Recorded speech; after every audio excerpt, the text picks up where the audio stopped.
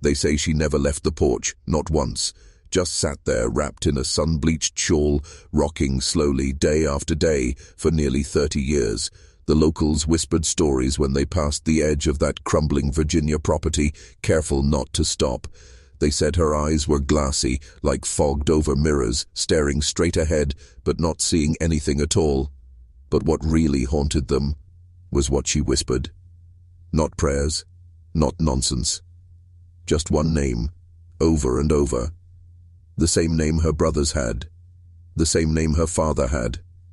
The same name they all shared. That house, that rotting relic off a dirt road most maps forgot, had once belonged to a family who didn't believe in leaving. Not the land, not each other. The Barkley lineage dated back to colonial days, but they stopped marrying outsiders long before the war between the states. They believed in keeping the bloodline clean, but what they bred instead was something monstrous, something desperate, and what happened inside those walls wasn't just taboo. It was a tragedy so twisted, even time itself seems to have tried to erase it. It all began with a girl. One girl. The only daughter of a man who had no other option and no intention of letting go. She was born into silence, and she grew up surrounded by men who believed she was theirs, not just in name. Her mother died when she was 12, or at least that's the story they told, but no grave was ever marked, and no one ever asked questions, because the questions in places like that were more dangerous than the answers. The Barkleys didn't go to town, they didn't send letters, but the mail still came.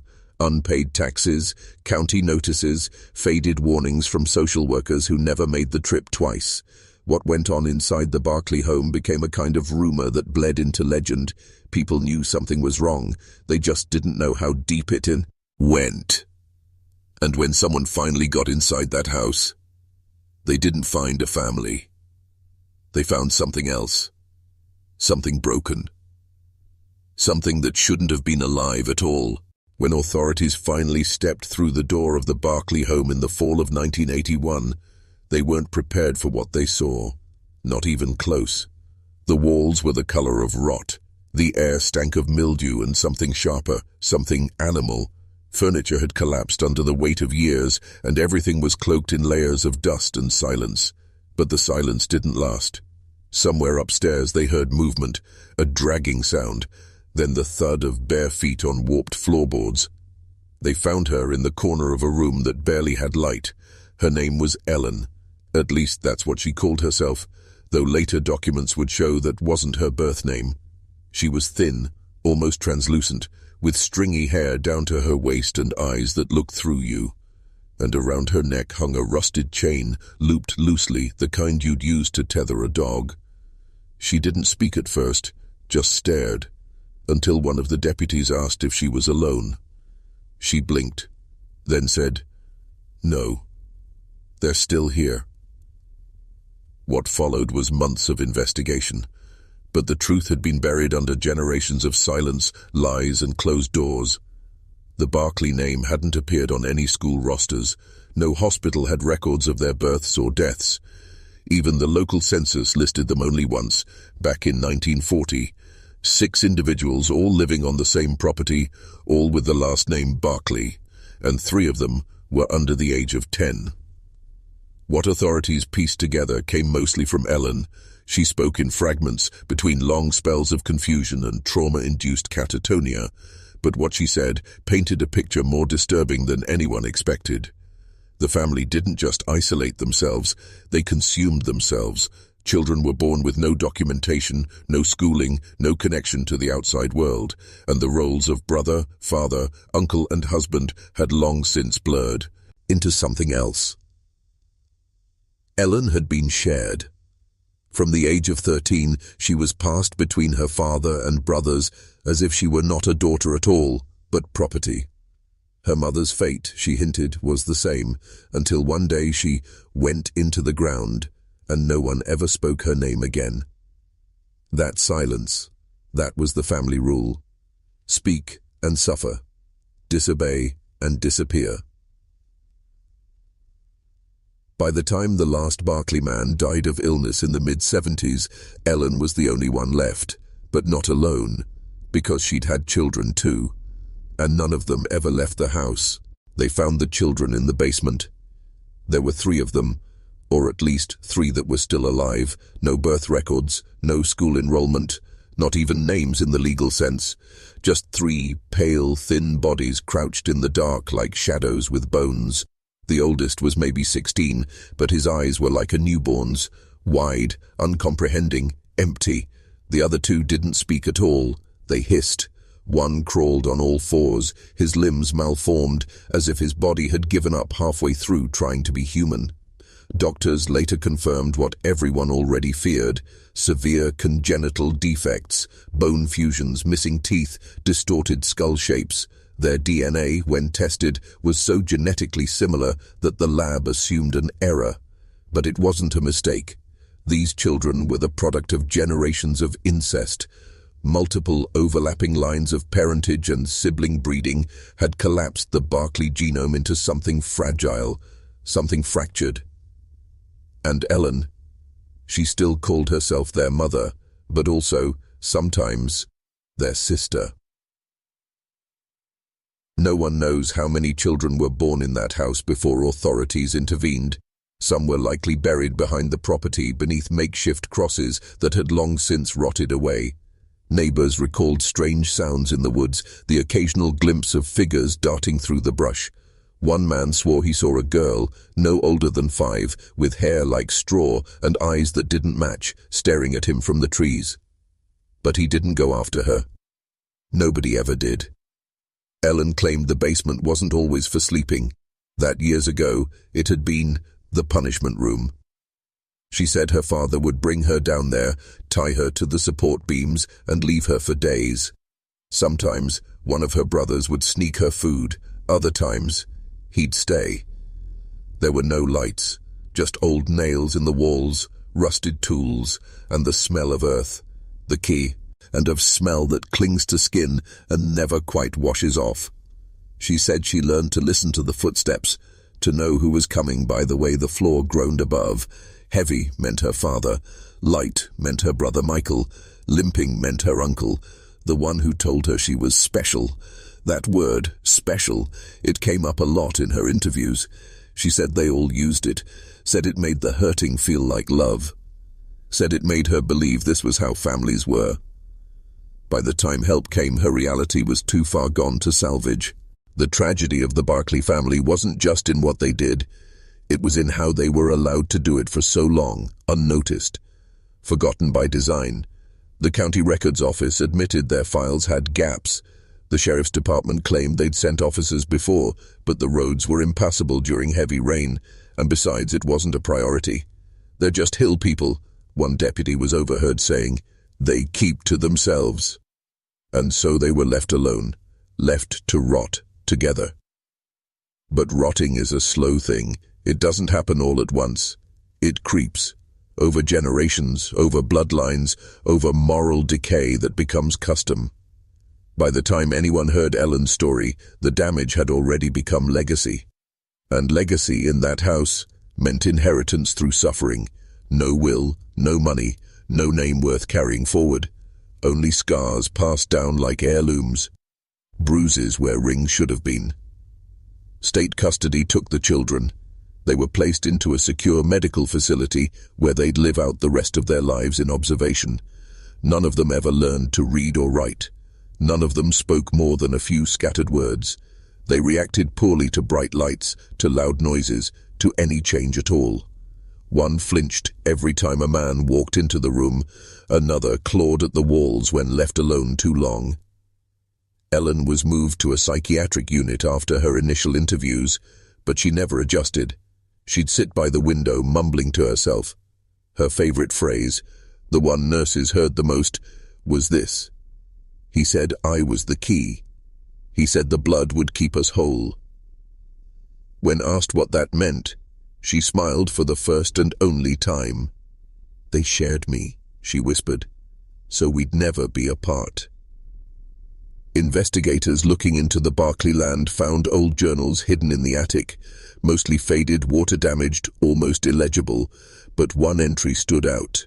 Dated 1937, written in a father's shaky hand. "This family is a gift from God. Outsiders poison the line. Best to keep to our own. Ellen will carry us forward." They had planned it. Not just the abuse, the breeding. It was deliberate, purposeful. They believed they were preserving something, when in truth all they were doing was burying themselves alive, one child at a time. The story made headlines for a few weeks. House of Horror in the Hills, they called it. But like all things too uncomfortable to confront, it faded. Reporters moved on. The county sealed the house. And Ellen, she was forgotten all over again. Buried this time not in the earth, but in the margins of a system that couldn't decide if she was a victim or a perpetrator. But those who read the full case files, the unredacted ones, the ones kept locked away, knew there was more. Authorities found evidence of something older, something that hinted the Barkleys weren't the first in their line to choose isolation. Generations back, before the Civil War, land deeds listed the property under a different name, Greer. A family wiped out in a mysterious fire in 1863 with no survivors, or so it was thought. One surviving daughter, 12 years old, vanished after the fire. That girl's name? Eleanor Greer. It's believed she was taken in by distant cousins, one of them a Barkley, and it was with her that the bloodline shifted, narrowed. From that point forward, every wife had Greer blood, every husband a Barkley. Over time, the difference vanished. They weren't two families anymore, just one name, one house, one womb passed from woman to girl. What haunts the most isn't what they did. It's how normal it must have felt to them. Ellen didn't cry when she talked about the abuse. She didn't even flinch. She recited it like scripture, like a bedtime story retold too many times to sting. It was love, she insisted. It was family. That's the quiet horror of generational trauma. When a child's only understanding of care comes with pain, and pain becomes the only thing that feels like home. What they did to her, what she then passed on to her own children, was a cycle so tightly wound it strangled them all. No schools, no churches, no friends, no mirrors, only each other. And when each other is the only thing you're allowed to know, you stop knowing what human really means. If you're still watching, you're already braver than most. Tell us in the comments, what would you have done if this was your bloodline? If you were born into this, and didn't even know it was wrong? Would you have escaped, or would you have become just like them? Ellen died in 2004. No obituary, no funeral, no family listed. Her body was cremated, her ashes unclaimed. The state buried her paperwork in a closed archive where names like hers were meant to be forgotten. But for those who looked closer, the real horror wasn't her end. It was what she left behind. Inside her room, tucked into a drawer beneath folded clothes no one ever saw her wear, was a single photograph, faded, cracked, black and white. A little girl, maybe 4, sitting on a man's lap. Her dress is dirty, torn at the collar. The man is smiling. She isn't. On the back, in a child's scrawl, are 4 words written in pencil. Me and Daddy Bark. No one knows who Daddy Bark was for sure. Maybe her father, maybe her brother. Maybe, in that house, there was no difference anymore. The name appears in several of the attic journals, sometimes as a joke, sometimes as a warning. In one entry, a boy writes, "Daddy Bark comes at night. Don't pretend to sleep. He gets mad when you fake." That line stayed with one of the lead detectives for years. He later said it was the most disturbing thing he'd ever read, not because of the content, but because of the handwriting. It was too perfect, neat, rehearsed, like someone had made the child copy it over and over again until it was right. The Barkleys didn't just isolate themselves, they built a religion out of blood, a faith with only one rule: obey. The family tree wasn't a tree at all. It was a closed loop, a circle of names repeating, bending in on itself until it snapped. And still, every so often, a local will drive past the edge of that property, now overgrown, reclaimed by the forest. They say the wind carries sounds, whispers, footsteps. Some even claim they've seen someone, a woman in a shawl, still rocking on that porch, even though the porch collapsed years ago. Maybe it's just memory, maybe it's trauma, living on in the land. Or maybe some things never truly die. Not when they've been repeated enough times, not when blood speaks louder than history. Because in the end, Ellen wasn't the last Barkley, just the last one anyone ever found. Time is cruel to the forgotten. Their names rot faster than their bones. And yet, some legacies refuse to fade, not because they're remembered, but because they're repeated in silence behind closed doors in places where no one is supposed to look. Today, the Barkley land is technically owned by the state, though no one's moved to reclaim it. It sits under a canopy of trees that grew too fast and too thick, as if nature itself is trying to hide what happened there. No developers, no tourists, just a crumbling chimney half sunk into the soil and scattered remnants of a house that once held more pain than walls can contain. But every so often, a hiker strays off path. Every so often, a teenager looking to be scared wanders too far into the trees. And every so often, someone finds something. A child's shoe, a rusted spoon, a moldy Bible with names scratched out and rewritten in the margins. One local boy even claimed to find bones, not buried, but arranged. A circle of small jawbones nestled around a pile of broken doll parts. He didn't take them. He just ran. Because stories like the Barkleys don't end when the house falls. They echo, they infect, they leave something behind that stains more than just memory. Trauma that seeps into the wood, into the soil, into the bloodline of a place. It's why some locals swear the land is cursed, why even hunters refuse to cross that boundary. But curses don't always come from ghosts. Sometimes they come from choices, from silence, from the refusal to look at the ugly things that hide in plain sight. The truth is, the Barkleys weren't monsters. They were people. Flesh and blood, just like you and me. And that is what makes this story unbearable. Because if something that twisted, that broken, can grow unchecked behind just one front door, then how many more doors are out there right now, hiding their own versi of Ellen? You won't see them on the news. You won't read them in history books. But if you listen closely, if you really pay attention, you'll hear the creak of footsteps in old wood, the hush of voices saying things no child should ever hear, and the soft, rhythmic rocking of a chair that's been empty for decades. The Barkleys may be gone, but their story isn't over. Because stories like this one, they wait. For someone to look, for someone to ask, for someone like you. And now, you know, end.